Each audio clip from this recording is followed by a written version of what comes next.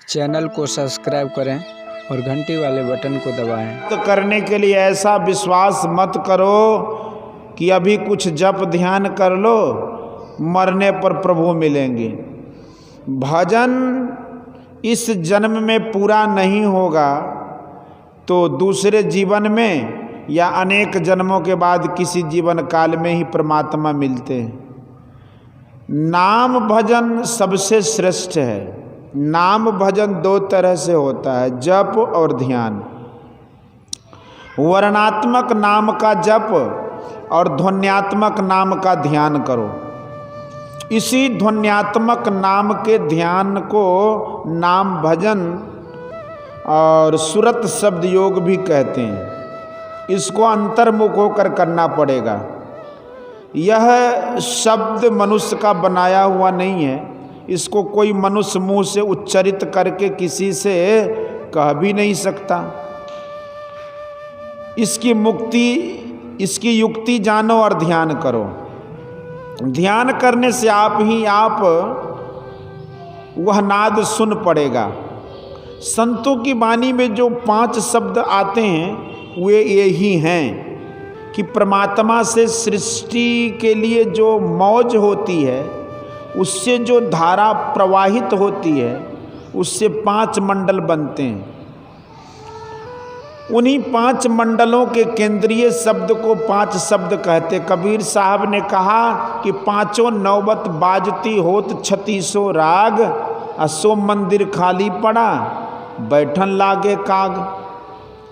और गुरु नानक देव जी ने कहा है कि 5 शब्द धुनकार धुन तह बाजे शब्द निशानु। जो अपने अंदर गहरा ध्यान करता है उसको यह नाद मिलता है और उस नाद को ग्रहण कर परमात्मा को पाता है। इससे सरल और सुलभ कोई मार्ग नहीं है। बाबा साहब ने यह नहीं कहा कि मैं एक पुस्तक बना देता हूँ, इसी को पढ़ो, बल्कि उन्होंने कहा कि दुनिया की सारी किताबों को पढ़ो जो संतों की बनाई हुई है। किसी एक कोठरी में अपने को बंद करके मत रखो। सभी कोठरियाँ तुम्हारी हैं। गुरु ग्रंथ साहब में जितने संतों के वचन हैं, कितने संतों के वचन हैं, यह उदारता है। सभी संतों के ग्रंथों को पढ़ो। नानक पंथ के 10वें गुरु गोविंद सिंह जी ने कहा है कि वाजे परम तार तत्हरि का उपजे राग रसारंग। वह नादानुसंधान है। नादानुसंधान सभी संतों के ग्रंथों में मिलता है। आजकल बड़े बड़े विद्वान लोग संतों की वाणियों की खोज करते हैं और उससे वे बड़े बड़े पुरस्कारों को प्राप्त करते हैं, किंतु केवल विद्वता से कोई संत वाणी को नहीं समझ सकते। और न ऐसा भी नहीं कहा जा सकता कि विद्या की आवश्यकता नहीं है। बिना विद्या के शब्द का अर्थ नहीं जान सकते। जो बहुत पढ़े हैं, रायचंद प्रेमचंद पास करते हैं, उनके पास शब्दों का भंडार हो जाता है। अगर वे साधन की क्रिया को जानते हैं तो ठीक ठीक अर्थ कर सकते हैं, समझ सकते हैं और समझा सकते हैं। यदि साधना की क्रिया नहीं जानते, केवल पढ़ लिख कर विद्वान हुए हैं, तो संतवाणी का ठीक ठीक अर्थ नहीं कर सकते। सत्य पुरुष एक बसे पश्चिम दिस, तासों करो निहोर। संत कबीर साहब की इस पंक्ति का एक विद्वान ने अर्थ किया था कि कबीर साहब मुसलमान खानदान में पाले पोसे गए थे, इसलिए पश्चिम कहकर उन्होंने मक्का का संकेत किया। विद्वान को संतों की साधना जाननी चाहिए, साथ ही उनका अभ्यास करना चाहिए। अभ्यास के साथ साथ सदाचारी भी बनना होगा, तभी संत वाणी को ठीक ठीक जान सकेंगे। आजकल विद्वानों में एक भ्रामक विचार फैल गया है कि संतों की साधना में कुछ करना नहीं पड़ता, आंख भी बंद नहीं करनी पड़ती है। वे कबीर साहब की ये पंक्तियां कहते हैं कि आंख न मूंदो कांद न रूधो तनिक कष्ट नहीं धारो, खुले नयन पहचानो हंसी हंसी सुंदर रूप निहारो। पूरा इस प्रकार है कि साधो सहज समाधि भली, गुरु प्रताप जा दिन से जागी, दिन दिन अधिक चली, जहाँ जहाँ डोलो सो परिक्रमा, जो कुछ करो सो सेवा, जब सोबो तब करो दंडवत पूजो और न देवा, कहो सो नाम सुनो सो सुमरन, खाओ पियो सो पूजा, गिरह उजार एक सम लेखो, भाव मिटावो दूजा, आँख न मूंदो कान न रूधो तनिक कष्ट नहीं धारो, खुले नयन पहचानो हंसी हंसी सुंदर रूप निहारो। शब्द निरंतर से मन लागा, मलिन वासना भागी, उठत बैठत कबू न छूटे ऐसी ताड़ी लागी। कबीर कहे कबीर यह उन्मुनि रहनी, सो प्रगट कर गाई, दुख सुख से कोई परे परम पद, तेहि पद रहा समाई। संत कबीर साहब ने कहा कि खाऊं पीऊं सो पूजा। श्री रामकृष्ण परमहंस भी पीछे चलकर ऐसे ही हो गए थे कि कोई जो कुछ भी काली माई को चढ़ाते थे वे अपने मुंह में ले लेते थे और खा जाते थे। कालिकाय नमः कहकर खा जाते थे। केवल कहने से नहीं होगा, इसकी योग्यता होनी चाहिए। श्री रामकृष्ण परमहंस जी को उसकी योग्यता हो गई थी। गिरह उजार एक सम लेखों, भाव मिटावो दूजा। इस कसौटी पर कसकर देख लीजिए कि उनमें द्वैत भाव है कि नहीं।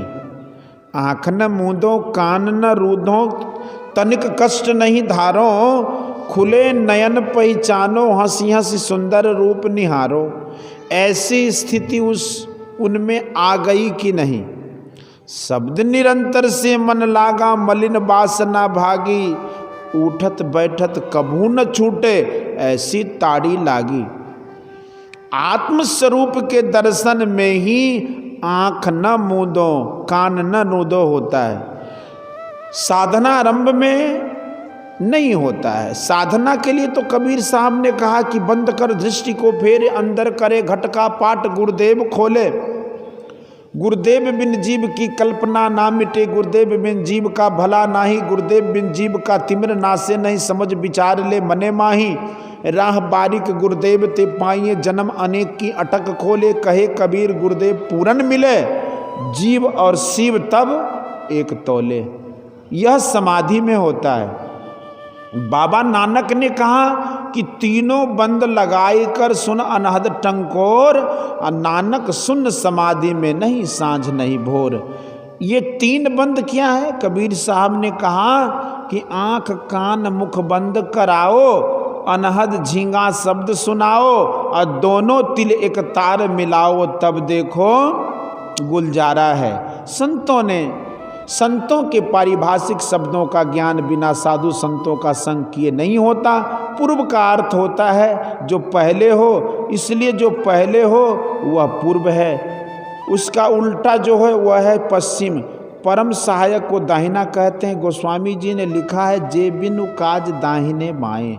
जो उपकारक के विरुद्ध हो जाए वह दाहिना नहीं है। दाहिना अर्थात दक्षिण को बड़ा मददगार होता है। उत्तर आनी दक्षिण दिशा का उल्टा, उत्तर सबसे परे होता है, नक्शे का उत्तर ऊपर होता है। इसलिए प्राण संकीर्णी के पहले भाग में नक्शा है, उसमें बताया है कि पूर्व अंधकार को कहते हैं, प्रकाश को पश्चिम, शब्द को दक्षिण और निशब्द को उत्तर कहते हैं। संतों के पारिभाषिक शब्दों के ये अर्थ हैं। और विद्वान को सूझ गया कि पश्चिम का अर्थ मक्का।